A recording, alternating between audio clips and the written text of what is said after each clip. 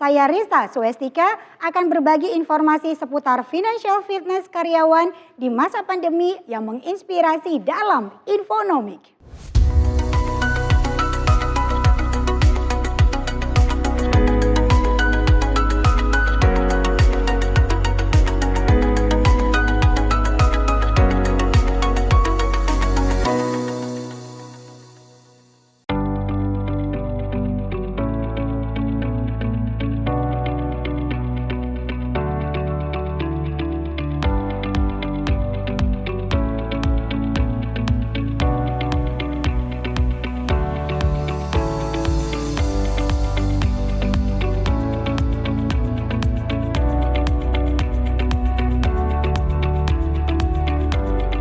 Ini adalah impian semua orang yang memiliki pendapatan seorang karyawan pengen keuangannya sehat. Kita mesti tahu dulu, financial fitness itu apa sih? Artinya keuangan yang sehat. Bagaimana mencapai keuangan yang sehat dengan gaji seorang karyawan? Seperti yang kita ketahui bahwa gaji seorang karyawan sudah pasti di atas UMR ya. Nah, bagaimana cara mengaturnya? Yang pertama, kita bukan berbicara tentang seberapa besar atau seberapa kecil pendapatan. Yang penting harus kita atur. Bagaimana pola pengaturannya? Satu, harus skala prioritas. Wajib, butuh, dan ingin. Itu yang pertama. Kemudian yang kedua, kita list dulu.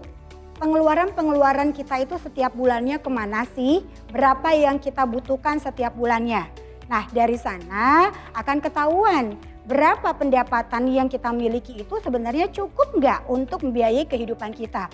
Kalau ternyata tidak cukup, artinya keuangan kita belum sehat. Nah, bagaimana sih agar dengan gaji seorang karyawan ini kita tetap bisa sehat keuangan? Yuk dicek dulu yang pertama, dicek dulu kondisi kesehatan keuangannya. Agar kita tahu untuk memulai merencanakan keuangannya startnya dari mana. Awalnya dari mana? Apa dulu yang harus kita benerin agar gaji karyawan ini tetap bisa sehat?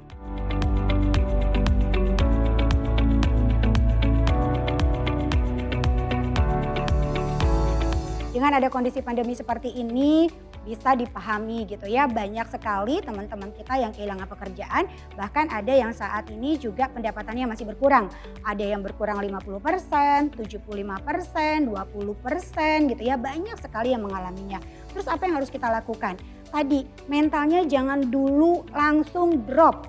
Banyak jalan menuju Roma, artinya yang harus kita lakukan, yuk bersyukur dulu karena kita masih diberikan kesehatan, kemudian coba dicek lagi kondisi keuangannya.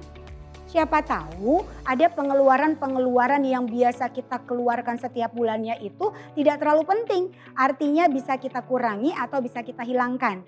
Dan kemudian kita buat budgeting ulang lagi berdasarkan pendapatan yang ada saat ini. Nah, kalau memang ternyata masih kurang, coba cek ada nggak aset-aset yang bisa kita likuidkan untuk menambah agar kita tetap berjalan kehidupannya. Oke, kalau misalnya memang tidak ada, mau tidak mau kita harus melihat peluang usaha untuk melakukan perencanaan keuangan.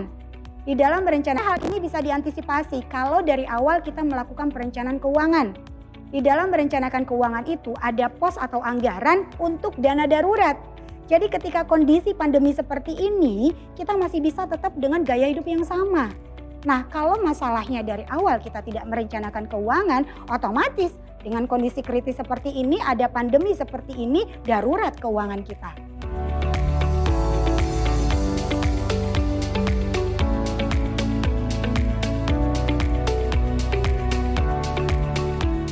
Gaya hidup berarti kan kita generalisasi dengan pendapatan ya. Sudah pasti gaya hidupnya harus disesuaikan dengan kantongnya. Berapa pendapatannya, maka pengeluarannya juga harus mengikuti dari pendapatan tersebut. Jangan pengeluarannya malah lebih besar daripada pendapatan. Itu baru disebut dengan sehat. Artinya pendapatan harus lebih besar daripada pengeluaran. Dan dikatakan sehat juga harus tahu ya.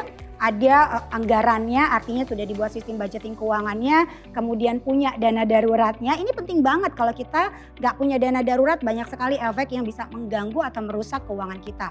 Kemudian harus juga berhitung mengenai hutang produktif dan hutang konsumtifnya. Kemudian kita juga punya mitigasi resikonya. Baru ketika ada di posisi ini maka keuangan kita udah bisa dikatakan sehat dan aman. Ini untuk ini dulu, aman dulu.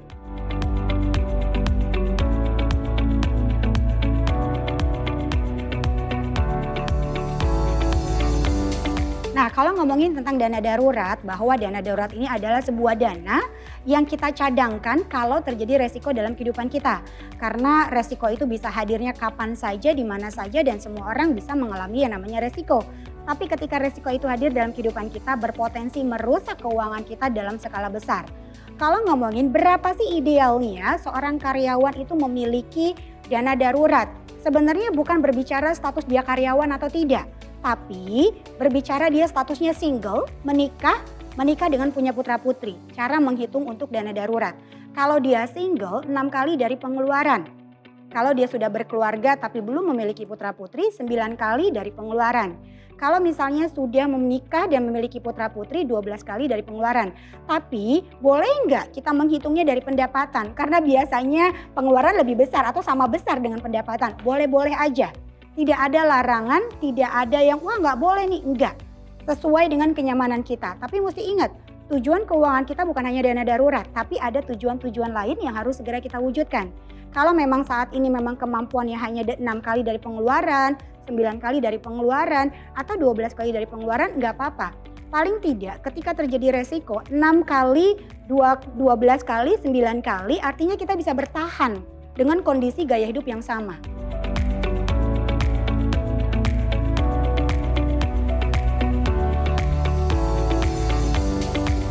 Ini bagus banget pertanyaannya. Karena sebagai seorang perencana keuangan, saya selalu bilang, nahan rindu itu berat. Tapi bertahan dengan satu sumber pendapatan luar biasa beratnya. Apalagi dengan kondisi kayak gini, tahu-tahu pendapatan hilang, tahu-tahu pendapatan berkurang. Jadi udah waktunya kita juga punya pendapatan-pendapatan lain. Di mana ada pendapatan yang fix memang kita terima setiap bulannya gitu ya. Karena kita memang bekerjanya fix gitu setiap bulan. Nah kemudian ada juga pendapatan dari bisnis, ada pendapatan dari investasi. Jadi banyak sekali peluang-peluang yang bisa kita lakukan untuk menambah sumber pendapatan kita. Jadi jangan hanya satu pendapatan saja.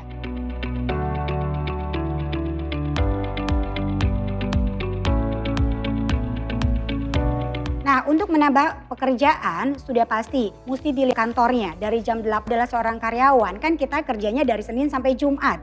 Dan ada jam kantornya dari jam 8 sampai jam 5 sore. Artinya kamu nggak boleh ngambil kerjaan di jam seperti itu. Dari jam 8 sampai jam 5. Kenapa? Karena main job kita dibayar oleh sebuah perusahaan untuk bekerja dari jam 8 sampai jam 5.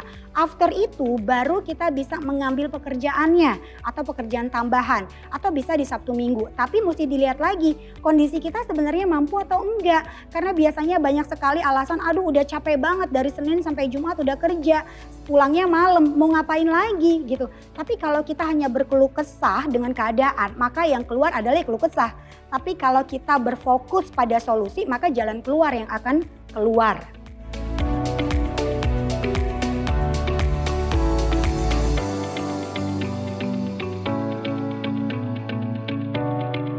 Nah, banyak sekali loh seorang karyawan yang terjebak dengan hutang, baik hutang konsumtif maupun hutang produktif. Nah, contoh time konsumtif ini karena ya lingkungan sih gitu ya. Banyak sekali untuk nongkrong, me time gitu ya. Yang tidak pernah dianggarkan sama sekali akhirnya meledak deh gitu ya. Ada juga yang hutang produktif. Sebenarnya aku ngambil KPR series gitu. Iya, tapi tidak pernah diperhitungkan apakah kedepannya nanti masih bisa melakukan pembayaran atau tidak. Nah, tipsnya seperti apa gitu ya. 1, kita mesti punya financial self awareness. Artinya kita punya kesadaran dulu bahwa 1, mendapatkan penghasilan itu tidak mudah. Membarter waktu, tenaga, emosi, marah dengan sejumlah uang yang ditransfer ke rekening setiap bulannya. Gitu ya. Nah artinya kalau kita sudah punya financial self awareness, kita akan mengukur kemampuan kita. Contoh misalnya, aku pendapatannya 5 juta. Aku pengen beli motor 3 juta. Setiap bulannya berhutang, kira-kira masuk di akal nggak? Masih bisa bertahan nggak dengan 2 jutanya? Nah jadi kita harus menghitung realitanya. Ya, jangan menggampangkan, gampang nanti bisa nyari tambahan. Kalau Anda capek dari kerja Senin sampai Jumat, kemudian sampai malam, gimana Anda untuk mencari tambahan? Ya artinya tumbuhin dulu financial self awareness-nya. Jangan menganggap remeh, jangan menganggap gampang semuanya. Ketika itu udah tumbuh, udah sadar bahwa mencari uang itu tidak mudah dan ada resikonya, yuk lakukan sistem budgetingnya. Dibuat kemana sih maunya setiap bulan uang ini akan dikeluarkan. Boleh nggak ada budget me time? Boleh. Boleh nggak ada budget ngasih orang tua? Boleh. Boleh nggak ada budget untuk makan di luar? Boleh. Boleh nggak untuk berinvestasi? Boleh. Karena merencanakan keuangan itu bebas. Yang penting kamu nyaman dan uangnya ada. Jadi apa yang harus kita lakukan adalah sadar dulu mencari uang itu tidak mudah, kemudian langsung dianggarkan. Dan menganggarkannya juga harus sesuai dengan kenyamanan kita. Kalau tidak nyaman berarti ada yang salah dalam proses kita menganggarkan keuangan kita tadi.